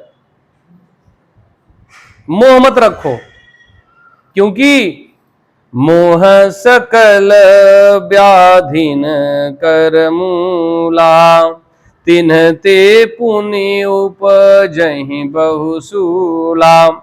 सारा दुख मोह का कारण है। मोह के कारण जीव के कई जन्म बिगड़ जाते हैं। महात्मा भरत सब कुछ छोड़ करके आए थे कि चलेंगे जंगल में तप करेंगे, और हिरण के मोह के कारण परिणाम यह हुआ, अगले जन्म में उन्हें हिरण की योनि मिल गई। इसलिए हमारे संत महात्मा साधन करते हैं, जन्म जन्म मोहि जतन कराही, अंतराम कही आवत नाही। अंत समय में भगवान का स्मरण हो, जन्म लाभ परह पुंस्यम अंते नारायण स्मृति ही। अंत में भगवान का स्मरण होना चाहिए। जो स्मरण होगा वही योनि प्राप्त होगी। पुरुष का स्मरण करोगे तो पुरुष का योनि प्राप्त होगी, स्त्री का स्मरण करोगे तो अगले योनि में स्त्री का ही योनि प्राप्त होगा। भरत जी हिरण बन गए, सावधान हो गए इस बार कि अगले बार जीवन बिगड़ गया है, इस बार जीवन नहीं बिगड़ेगा। हिरण बन गए, अकेले रहते थे, झुंडों के साथ में नहीं रहते थे। अगले जन्म का दो कारण है, एक तो कर्म सिद्धांत है और अंतिम स्मृति सिद्धांत है। कर्म के अनुसार योनि प्राप्त होता है और दूसरा स्मृति सिद्धांत है। अब आप सोचिए कि कोई 80 वर्ष तक कोई जिए और 70 वर्ष तक 75 वर्ष तक भगवान की भक्ति करे, खूब भजन भाव करे, जीवन भर खूब भगवान का पूजन करे, अंत समय में उसको जो स्मरण हो गया, उसे योनि मिल गई। तो जो तपस्या किया इतने वर्षों तक वो कहां गया? तो जो तप किया है अंतिम स्मरण तो उससे मिल गई हिरण की, लेकिन जब हिरण की योनि से आगे जब निकलेगा तो जो पुराना जो तपस्या करके जो संचित तप है, पुण्य है, उस पुण्य के हिसाब से उसे अगले जन्म की योनि प्राप्त हो जाएगी। हिरण की योनि मिल गई। इस बार भरत जी सावधान हो गए, अलग रहते थे, झुंड में नहीं रहते थे, अकेले जो कुछ खा लेते थे, किसी प्रकार से अपने जीवन को बिता रहे थे। जैसे ही हिरण की योनि छोटी है, अगले जन्म में उन्हें अंगिरा गोत्र के ब्राह्मण कुल में पैदा हुए, मानव जीवन मिल गया। इस बार सावधान हो गए, इस बार सावधान हो गए, लेकिन उन्हें पुराना स्मरण बना था, बड़े विद्वान थे, सब पता था भरत जी को कि मुझे कैसे कैसे किस योनि में आना पड़ा, इसलिए सावधान हो गए।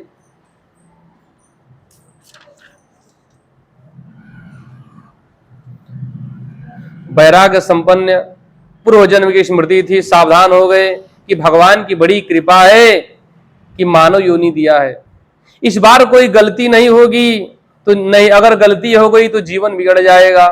मानव योनि बार बार नहीं मिलता, इसलिए कहते हैं गोस्वामी तुलसीदास जी, बड़े भाग्य मानुष तन पावा, बड़े भाग मानुष तन पावा, सुर दुर्लभ सद ग्रंथ निगावा, सुर दुर्लभ सद ग्रंथ निगावा।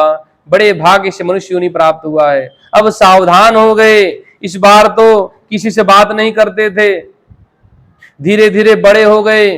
पिताजी ने इनका यज्ञोपवीत संस्कार कर दिया। इसके बाद पिताजी ने गायत्री मंत्र की दीक्षा दे दी, उपदेश किया। यज्ञोपवीत संस्कार में गायत्री मंत्र का उपदेश होता है, इसीलिए जिसका यज्ञोपवीत संस्कार नहीं होता उसे गायत्री मंत्र पढ़ना नहीं चाहिए, उस मंत्र का जप नहीं करना चाहिए। इसलिए स्त्रियों को गायत्री मंत्र नहीं पढ़ना चाहिए, ना बोलना चाहिए, ना पढ़ना चाहिए गायत्री, क्योंकि स्त्रियों का यज्ञोपवीत संस्कार नहीं होता, पुरुषों का होता है। पिताजी ने गायत्री मंत्र का उपदेश किया। भरत जी को तो सब मालूम था पहले से ही, पूर्वजन्म की सारी बातें उन्हें स्मरण थी।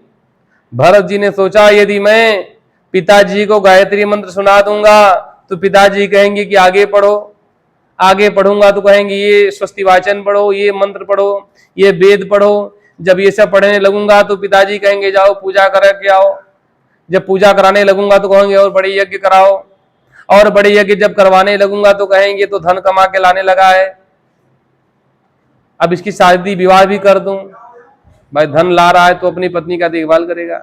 इस प्रकार से मैं माया में फंस जाऊंगा। तो क्या किया, पिताजी ने गायत्री मंत्र की दीक्षा दी, और गायत्री मंत्र जब पूछा तो उसका आधा मंत्र भी नहीं सुनाया भरत जी ने। पिताजी ने कहा ये तो मूर्ख है, इसको कोई ज्ञान नहीं है, उसी दिन से इनका नाम जड़ भरत पड़ गया। एक मंत्र भी नहीं सुना पाए। पिताजी ने कहा यह नहीं पढ़ेगा, ये तो जड़ है। भरत जी बोलते नहीं थे, चुपचाप बैठे रहते थे। माँ भोजन लाके दे देती थी, कर लेते थे, मांगते भी नहीं थे मुझे भूख लगी है, और जो दे देती थी वो खा लेते थे, दोबारा मांगते भी नहीं थे। नहीं दिया तो भी नहीं मांगते थे मुझे भोजन दे दो, ज्यादा दे दिया तो वो पूरा खा लेते थे, और कम दिया तो दोबारा मांगते भी नहीं थे। ऐसे जी बोलते ही नहीं थे। धीरे धीरे समय बीतता, विवाह तो हुआ नहीं इनका। भाई का विवाह हुआ तो भौजाई आ गई, माता पिता की मृत्यु हो गई। भाई के साथ रहते थे, भौजाई कुछ देती थी तो खा लेते थे। भौजाई पहले प्रसन्नता पूर्वक बनाकर देती थी। जब काफी समय बीत गया तो भौजाई विचार करने लगी, ये खाता बहुत है, करता कुछ नहीं है, ये करता कुछ नहीं है, दिन भर बैठा रहता है, इसको जो दो सब खा लेता है, इससे कुछ काम भी लेना चाहिए। अपने पति से कहा, देखो इसको बैठा के मैं नहीं खिला पाऊंगी, कितने दिन खिलाऊंगी, इसे कुछ काम लिया करो, इसे कुछ तो काम लो। इस प्रकार से भौजाई परेशान हो गई। अपने पति से सब कुछ कहा, इन्हें किसी काम में लगाओ। भाई ने भी विचार किया, इन्हें कुछ काम कराओ, ये कमाता धमाता है नहीं और कहीं कमाने जाने वाला नहीं है। इसलिए भाई ने विचार किया और भाई ले गया खेत में काम करने के लिए। फावड़ा लेकर के खेत में गया भाई, और भाई ने कहा, देखो ऐसे ऐसे फावड़ा से पूरा खेत की गोड़ाई कर दो। समझाया और भाई चलाया। भरत जी ने फावड़ा लिया, एक ही जगह गड्ढा खोदते खोदते कुआं बना दिया। जानते सब कुछ थे, भरत जी ने गड्ढा बना दिया। थोड़ी देर भाई घूम करके आया, देखा अरे ये तो पूरा गड्ढा एक ही जगह कर दिए। अरे तुम तो एकदम पागल हो, ये पूरा खेत पूरा गोड़ना था ना धीरे धीरे, ये तो तुम यहां गड्ढा बना दिए, कोई इसमें मर जाएगा गिर के। भरत जी ने विचार किया, आज ये काम करूंगा ना तो कल बैल का वो पकड़ा देंगे हाथ में कि खेत की जुताई करो, वो काम करूंगा तो अगले दिन बीज डालो, बीज डालूंगा तो कहेंगे खाद डालो, फिर कटाई करो, बुनाई करो, ये नाना प्रकार के काम देंगे। इसलिए मुझे ये सब करना नहीं, मुझे तो भगवान का भजन करना है। एक ही जगह गड्ढा खोद दिए। अब वहां पे भाई आया, बोला कोई इसमें तो गिर करके किसी का प्राण चला जाएगा, तुमने बड़ी गलती काम किया। ले आया। अगले दिन सोचा चलो ये काम तो नहीं कर पाएंगे, कम से कम दूसरा काम करेंगे।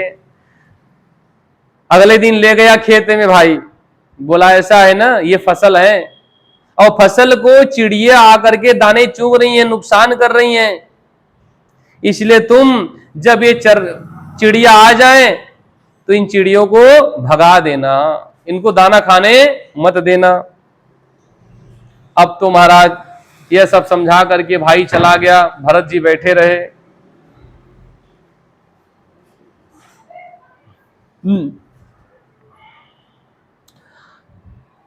और भरत जी बैठे रहे। चिड़िया आई और चिड़ियों को भरत जी ने उड़ाया, नहीं खाने दिया। क्या कहा भरत जी ने? भरत जी ने कहा, आओ राम जी की चिड़िया, राम जी की खेत, खाओ रे चिड़िया भर भर के पेट, खूब खाओ, खूब खाने दिया। फिर भाई आया, भाई ने कहा, अरे ये तो सारा फसल खिला दिया, ये तो एकदम पागल है, एकदम जड़ है, इसको बुद्धि नहीं है, इसे ज्ञान नहीं है। क्रोध में आकर के भाइयों ने घर से इन्हें बाहर निकाल दिया, बोला जाओ तुम यहां नहीं रह सकते। भरत जी को कोई चिंता नहीं, सारी दुनिया हमारी परिवार है, सारी दुनिया, सारी पृथ्वी ही मेरा परिवार है। इसलिए कहते हैं महोपनिषद में, अयम निज परोवेति गणना लघुचेतसाम उदार चरितानाम तो वसुधैव कुटुंबकम। जो उदार चरित के लोग हैं, उदार चरित के लोग सारी वसुधा, सारी पृथ्वी को ही अपना परिवार समझते हैं। हाँ, ये नहीं सोचते, मंद बुद्धि लोग यही सोचते हैं यह मेरा है और यह मेरा नहीं है। मंद बुद्धि वाले लोग सोचते हैं। उदार चरिता नाम वसुधैव कुटुंबकम, उन पूरी वसुधा पृथ्वी को अपना परिवार समझते हैं। भरत जी चल दिए, सब हमारी पृथ्वी है, हम तो कहीं भी खाएंगे कहीं भी बैठ जाएंगे, संतों की इसी महिमा, और संपूर्ण धरती ही हमारा परिवार है। जड़ भरत जी चल पड़े भगवान का स्मरण करते हुए और जा रहे थे। रास्ते में जंगल पड़ा, जंगल में एक कोई डाकू देवी की पूजा किया और बलि देने के लिए कोई पुरुष को खोज रहा था। आज उसका अनुष्ठान पूरा हुआ था, उसे एक पुरुष चाहिए बलि देने के लिए, और खोजते खोजते भरत जी मिल गए। अब तो भरत जी को देख करके विचार किया, इसी के बलि ले चलूंगा। भरत जी को पकड़ लिया, पकड़ करके ले गया डाकुओं के पास, वो जो तांत्रिक लोग थे उनके पास ले जाकर के भरत जी को माला पहनाया, तिलक लगाया, तैयार कर दिया भद्रकाली की बलि देने के लिए। काली की मूर्ति थी वहां पे, उसके उपासक थे वो लोग। देखा ये बड़े हट्टे कट्टे शरीर से स्वस्थ हैं, पकड़ लिया इन्हें, ले जाकर के स्नान कराया, रंग के वस्त्रों को पहनाया, मस्तक पर चंदन लगाया, माला पहनाई और अनेक प्रकार के तांत्रिक मंत्रों का उच्चारण करने लगे डाकू। जड़ भरत जी जान गए मेरी बलि देना चाहता है। हाँ, भरत जी जान गए मेरी बलि देना चाहता है, लेकिन भगवान के भक्त हैं। लेकिन डाकू का विरोध नहीं किया, भरत जी खड़े रहे। क्यों? क्योंकि सुनहु भरत भावी प्रबल, बिलखि कहे मुनिनाथ, हानि लाभ जीवन मरण, जस अपजस विधियां। कुछ नहीं विरोध किया कि सब तो भगवान के हाथ में, क्या करना सब ठाकुर के हाथ में। उन डाकुओं का विरोध भरत जी ने नहीं किया। भरत जी ने सोचा भगवान की अगर यही इच्छा होगी तो इसी प्रकार से यदि मेरी मृत्यु होगी तो यही सही। भरत जी खड़े रहे, बोले नहीं, कोई बात नहीं। यह सोच करके जड़ भरत जी खड़े रहे और भगवान का स्मरण करने लगे। डाकू ने तलवार उठाई बलि देने के लिए, अपने देवताओं का तंत्र मंत्र का उच्चारण करने लगे और तलवार उठा के जैसे ही काटने चाहा, उसी समय जो भद्रकाली की प्रतिमा थी वह प्रतिमा फट गई, अंदर से साक्षात भद्रकाली प्रकट हो गई। सहसो चाट शैव देवी भद्रकाली प्रकट हो गई। भद्रकाली ने उस डाकू के हाथ से तलवार छीन लिया और जो डाकू भरत जी का गर्दन काटने जा रहा था उसी का गर्दन अपने हाथ से काट दी भद्रकाली, और उसके सर को लेकर के भद्रकाली गेंद की तरह उछाल उछाल करके खेलने लगी।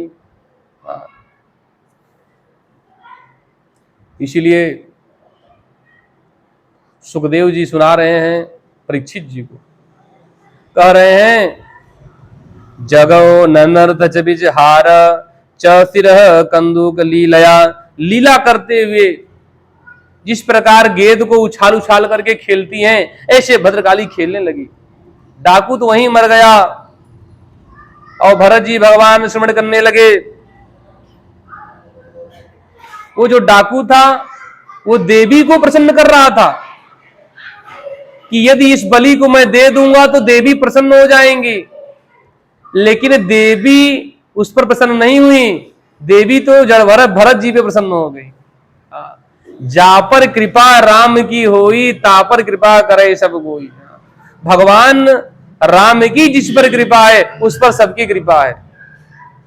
प्रसन्न किसको कर रहा था? प्रसन्न किस पे हो गई। भगवान के भक्तों की बड़ी महिमा है। भगवान के भक्त का अपमान कोई देवता नहीं सहन करते। देवी की बात तो अलग है। देवी ने विचार की, ये तो भगवान नारायण के भक्त है, इसकी बलि मैं कैसे स्वीकार करूंगी? इसकी बलि यदि मैंने स्वीकार कर ली तो मेरा अस्तित्व समाप्त हो जाएगा। इसलिए देवी स्वयं प्रकट हो गई। इसलिए भगवान के भक्त का कभी अपराध नहीं करना चाहिए। जो अपराध भगत कर करई, राम रोष पावक सो जरई। जो भगवान के भक्तों का अपराध करता है तो भगवान के क्रोध रूपी अग्नि में जल जाता है। सोचिए, भगवान के भक्त की सेवा से लाभ भी है और भगवान के भक्त का अपराध का बहुत दोष भी है। सीता का हरण कर लिया रावण ने, भगवान राम ने कुछ नहीं किया, कोई बात नहीं, पता लगाते रह गए हमारी सीता कहां है। लेकिन जिस दिन विभीषण के छाती पे लात मार करके रावण ने लंका से बाहर कर दिया, वो विभीषण जो भगवान के नाम का जप करते थे, राम राम ते सुमिरन की ना, भगवान राम राम का नाम लेते थे और विभीषण भगवान राम के भक्त हैं। ऐसे भक्त का अपराध रावण ने किया। भगवान ने कहा तुमने मेरे भक्त का अपराध किया, अब तुम्हारा कल्याण नहीं हो सकता। रावण ने क्या नहीं किया? भगवान राम को छोड़ करके सभी देवताओं को रावण ने अपने वशीभूत कर लिया, सबको। हनुमान जी जब गए तो हनुमान जी ने क्या कहा? इंद्रो महेंद्रो सुरनायको वा शंभु पिनाकी त्रिपुरांत को वा। हनुमान जी ने कहा तुम भगवान की शरणागति कर दो, तुम्हारा कल्याण होगा। इंद्रो महेंद्रो सुरनायको वा शंभु पिनाकी त्रिपुरांत को वा।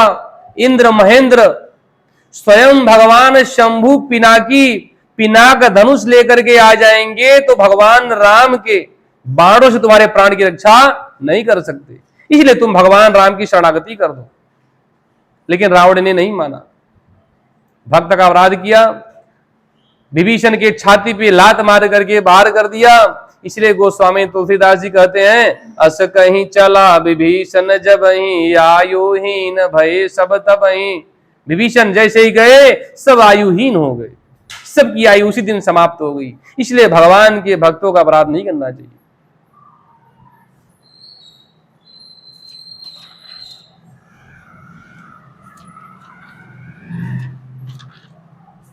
तो इस प्रकार से रावण ने भगवान के भक्त का अपराध किया। भद्रकाली ने विचार किया ये तो भगवान नारायण के भक्त हैं, इनका बलि में नहीं स्वीकार कर सकती, इसलिए स्वयं प्रकट हुई और डाकू का शिरोच्छेद किया। और जड़ भरत जी ने भगवान का स्मरण करते हुए वहां से आगे चल दिए। आगे जाते जाते जब भरत जी गए तो उन्हें राजा रघुगढ़ से भेंट हो गई। एक बार सिंधु सौवीर देश का राजा रघुगढ़ कपिल मुनि के आश्रम जा रहे थे।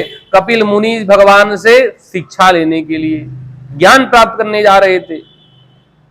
उसी समय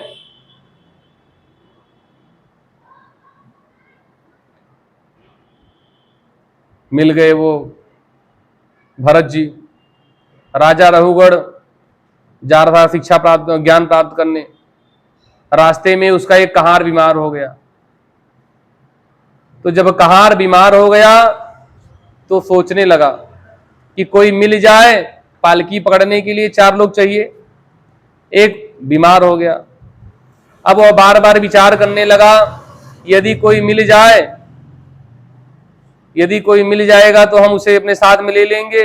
यह सब सोच ही रहे थे, तब तक जड़ भरत जी वहां दिखाई दे दिए। भरत जी को देख करके राजा ने कहा देखो ये बड़ा सुंदर है, इसका शरीर बड़ा स्वस्थ है, इसे अपने में शामिल कर लो। राजा रघुगढ़ के सेवक जा करके उससे कहें, भरत जी से कहते हैं कि आप थोड़ा हमारे महाराज की ये पालकी संभालो, थोड़ी दूर चलो, इन्हें छोड़ के आओ। तैयार हो गए भरत जी, चल पड़े। भरत जी पकड़ करके पालकी चलने लगे। और लेकिन भरत जी क्या है, संत हैं, और जैसे ही कोई पैर के नीचे कीड़ा मकोड़ा कुछ पड़ता तो भरत जी छलांग लगा देते, कोई जानवर पैर से दबने न पाए।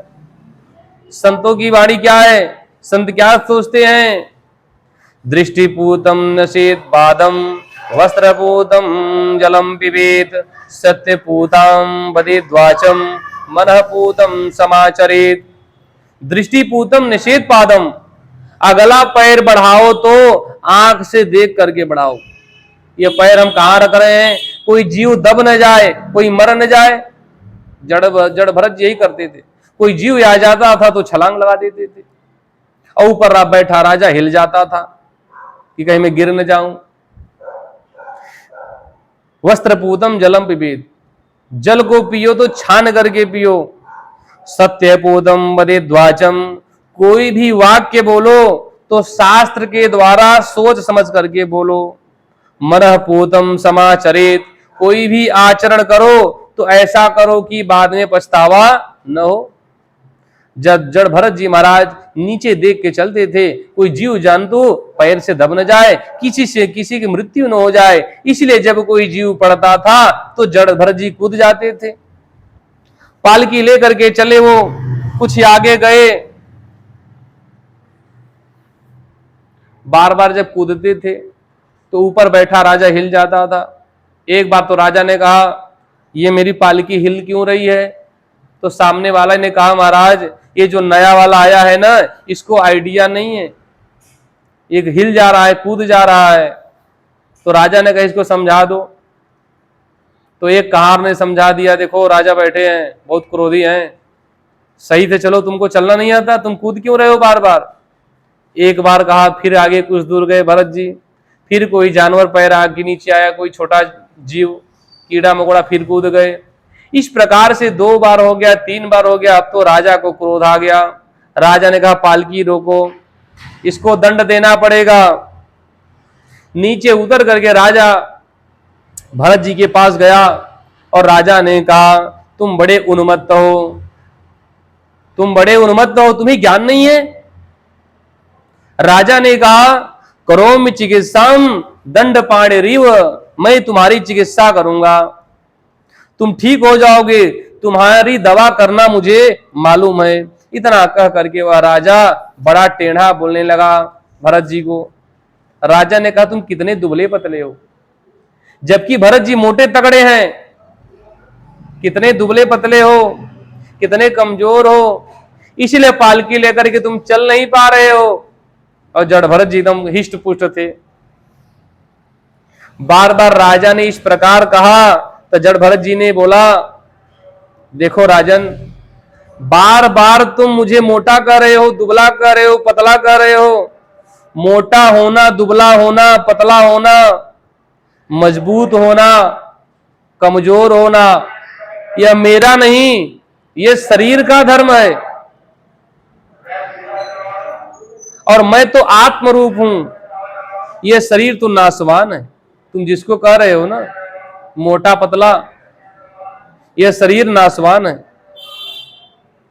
यह शरीर तो प्रकृति के 5 तत्वों से बना है, नश्वर है। यह सब बात सुन करके राजा चौंक गया। राजा ने विचार किया, यह कोई महात्मा है, अपने को छुपा करके विचरण कर रहे हैं।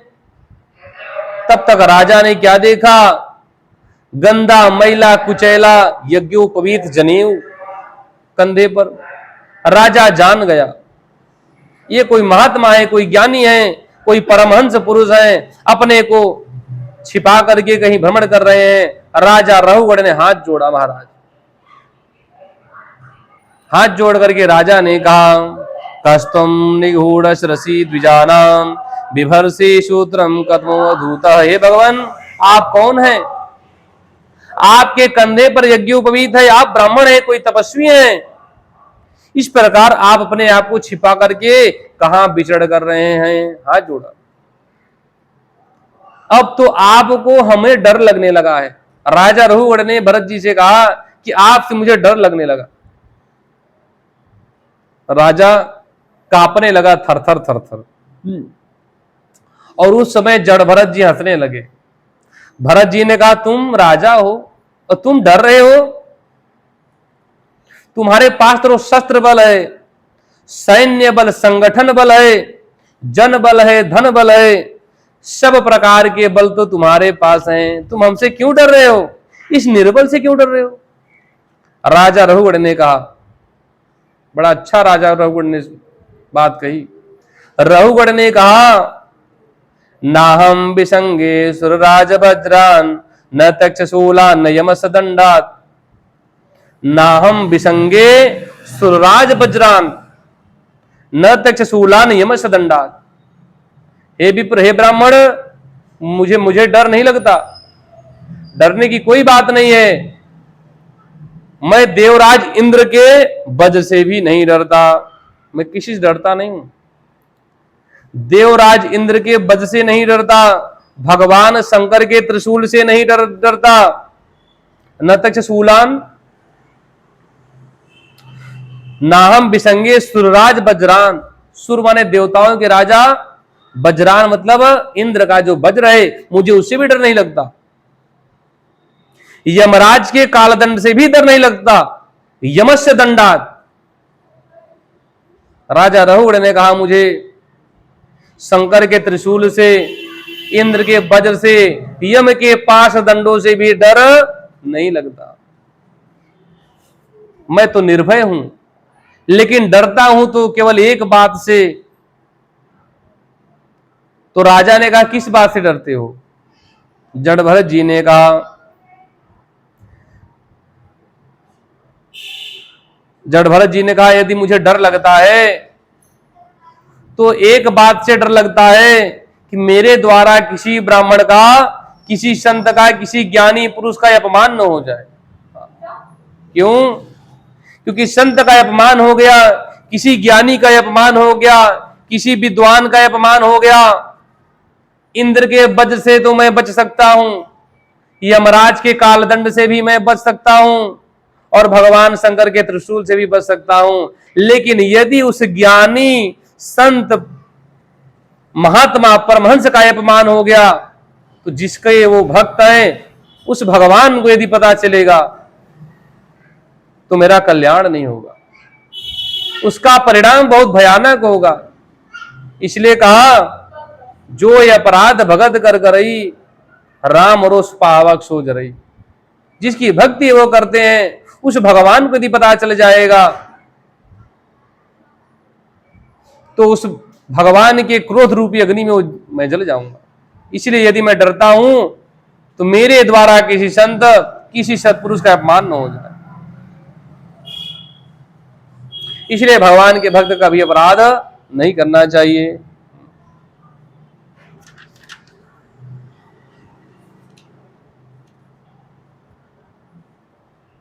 इस प्रकार राजा रघुगण ने भगवान भरत जी से कहा, मैं डरता तो हूं बस भगवान के भक्तों से, और किसी संत का हमसे अपमान न हो जाए। आगे राजा रघुगण ने, भरत जी ने बहुत सुंदर राजा रघुगण को उपदेश किया है। राजा रघुगण ने कहा, आपके जैसा ज्ञानी, आपके जैसा संत, ऐसा पुरुष मिल जाए तो जीव का कल्याण हो जाए। लेकिन प्रभु एक प्रश्न मेरा है। क्या प्रश्न है? राजा रघुगण ने कहा, प्रभु आपको इतना ज्ञान, यह ज्ञान की प्राप्ति कैसे हो? कृपा करके आप मुझे बताइए। तो भरत जी ने कहा, रघु गणेत तपसा न याति न चे जया निर्वपड़ाद ग्रहार्धवा न छंदसा न जलाग्नि सूर्य बिना महात्मरजोभिषेकम। राजा रघुगण ने भरत जी से प्रश्न किया, तो भरत जी ने कहा, देखो, यह आपको ज्ञान की जो प्राप्ति है, बड़े बड़े यज्ञ कर लोगे, तपस्या कर लोगे, अनुष्ठान कर लोगे, प्राप्त नहीं होगा। यह ज्ञान जो प्राप्त होगा वो संत महापुरुषों के जब रज की प्राप्ति होगी, संत महापुरुषों की सेवा करोगे, तब आपको ज्ञान की प्राप्ति होगी। इसी प्रसंग में जड़ भरत जी ने राजा रघुगण को भवाटवी का उपदेश किया है। बड़ी सुंदर उपदेश है। ये भवाटवी क्या है? भव माने सागर, अटवी माने जंगल। भव माने सागर, अटवी माने जंगल। भवाटवी क्या है? बहुत दिन हो गया है कथा मुझे बोले, आपको सुना रहा हूं, बड़े ध्यान सुनिए। एक व्यापारी पैसे इकट्ठा करके, पूंजी इकट्ठा करके व्यापार करने के लिए चल पड़ा। कि चलेंगे तो व्यापार करेंगे, धन कमाएंगे, उस धन से अपने परिवार का पालन पोषण करेंगे। उसके साथ दो चोर लग गए। उन चोरों ने कहा कि आप व्यापार करने चल रहे हो, हम भी चल रहे हैं व्यापार करने, हमारे पास भी पैसा है, हम भी व्यापार करेंगे। हाँ, यही बात बोल करके उस व्यापारी के साथ लग गए। जब कुछ दूर गए, यह बात वह व्यापारी जान नहीं पाए, ये चोर है, साथ में जाने लगा। वो चोरों ने क्या किया, उस व्यापारी का सारा पूंजी धन चुरा लिया। जब उसका सारा धन लूट गया, व्यापारी परेशान हो गया, क्या करूं, खाने के लिए कोई वस्तु नहीं, पीने के लिए कोई वस्तु नहीं। हमारे आपके जीवन की भी यही है, बड़े ध्यान से सुनिए। कोई खाने पीने की वस्तु नहीं, सोचा आप कुछ नहीं मिला तो कम से कम कहीं जल मिल जाएगा, कहीं पानी पीने को मिल जाएगा। ऐसा विचार करके वह व्यापारी एक कुआं देखा। उस कुएं में सोचा कम से कम जल तो मिल जाएगा पीने के लिए।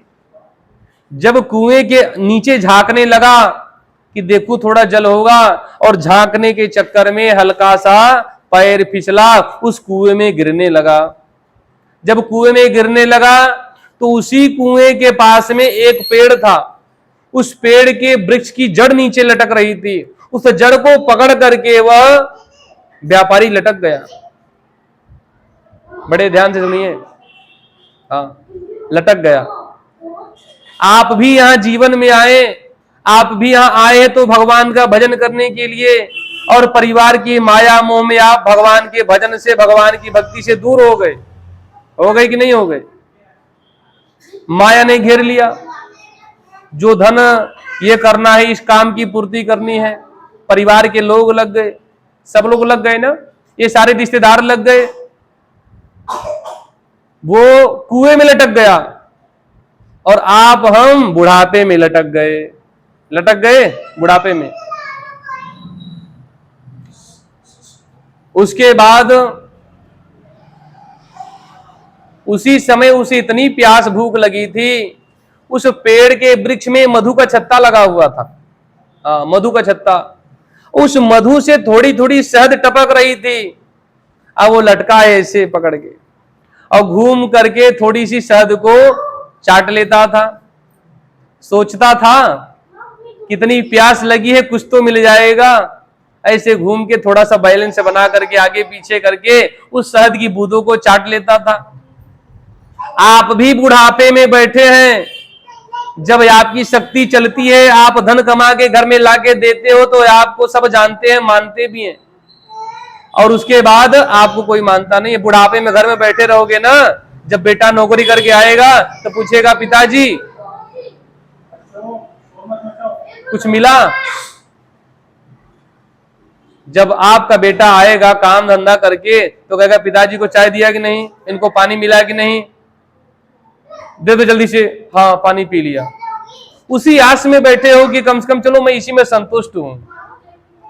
अब वो बुढ़ापे में लटक गया, वो तो वृक्ष की जड़ को पकड़ करके लटका है। आपको एक कप चाय मिल गई, दूध मिल गई, कुछ खाने की वस्तुएं मिल गई, और उसे वही शहद चाट करके वो बुढ़ापे में आप लटक गए। सोचिए, और नीचे क्या है, उस कुएं में एक सर्प बैठा है, काला नाग, कि आप गिरोगे आपको तुरंत डस लेगा। आप बुढ़ापे में लट गए कि बुढ़ापा जैसे ही समय अवधि पूरी हुई, आपको भी काल देवता आएंगे और लेकर के चले जाएंगे। अब सोचिए, और जिस जड़ को पकड़ करके वह लटका है, उस जड़ को एक सफेद चूहा और एक काला चूहा काट रहा है। सफेद चूहे भी होते हैं और काले भी चूहे होते हैं। जो सफेद चूहा है वो दिन है, और जो काला चूहा है वो रात है। रात दिन है आपका कट रहा है, धीरे धीरे आप उस काल के मुख की तरफ जा रहे हो, और वह चूहा रात दिन जड़ को काट रहा है और वो पकड़ करके लटका है। यही हमारी आपकी गति है। वो परिणाम क्या हुआ, रात दिन चूहों ने मिलकर के उस जड़ को काट दिया, और वह व्यक्ति नीचे गिरा कुएं में और काले नाग ने उसे डस लिया, उसका प्राणांत हो गया। हमारा या आपका भी यही हाल है, बुढ़ापे में लटक जाएंगे, धर्म कर्म कर नहीं पाएंगे, अंत समय आएगा तो हमें भी चले जाना है। इसलिए कहते हैं जब तक शरीर में शक्ति है भगवान का भजन कर लो, तीर्थों में चले जाओ, बुढ़ापे में कहीं जा भी नहीं पाओगे। बद्रीनाथ जाना होगा तो बुढ़ापा व्यक्ति जा नहीं पाता, जवानी में चले जाओ, कमा रहे हो, हिम्मत है, और बुढ़ापे में कहोगे राम निकलेगा आम। इस प्रकार से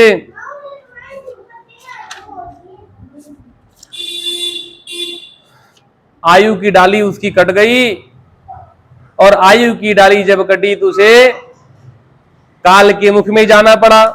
यह सब जड़ भरत जी ने राजा रघुगण को सुनाया, समझाया। इसके बाद कल की कथा में आपको श्रवण कराएंगे नरक की यात्रा। आज की कथा यहीं तक, कल दीपों का वर्णन होगा, कल भी अन्य कथाएं चलेंगी। तब तक भगवान के नाम का संकीर्तन करते हैं। श्रीमन्नारायण नारायण नारायण, लक्ष्मी नारायण नारायण यण, गोविंद नारायण नारायण नारायण, हरि नारायण नारायण गोविंद नारायण नारायण नारायण, श्रीमन्नारायण नारायण नारायण, हरि नारायण